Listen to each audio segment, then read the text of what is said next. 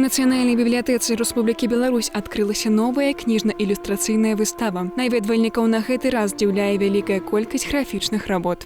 Тандем натхнення. Менавіта такую назву носіць наша выстаўка, якая прысвечана да 90-годдзя са дня нараджэння беларускіх вядомых мастакоў Георгія Георгіевіча і Наталі Мікалаіўны Паплаўскіх. Экспазіцыя ў немалой ступені адлюстроўвае ўклад, які ўнеслі мастакі ў беларускае выяўленчае мастацтва. На ёй прадстаўлена звыш 60 твораў.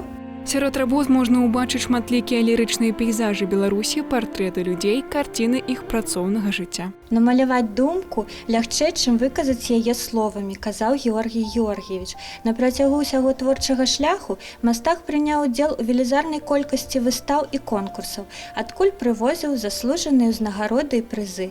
Сярод іх дыплом «Найпрыгажэйшая кніга сусвету» на конкурсе ў Лейпцыгу за афармленне кнігі Якуба Коласа «Новая зямля». Характар жа творчага почерку Наталі Паплаўскай склаўся пад уплывам беларускага фальклору. Мастачка стварыла ілюстрацыі да многіх беларускіх казак, а таксама дзіцячых кніг. Адмысловым зачараваннем надзелены вядомыя літаграфіі «Дзядок», «Залатая яблонька». Наведаць выставу «Тандем натхнення» можна да 22 лютага.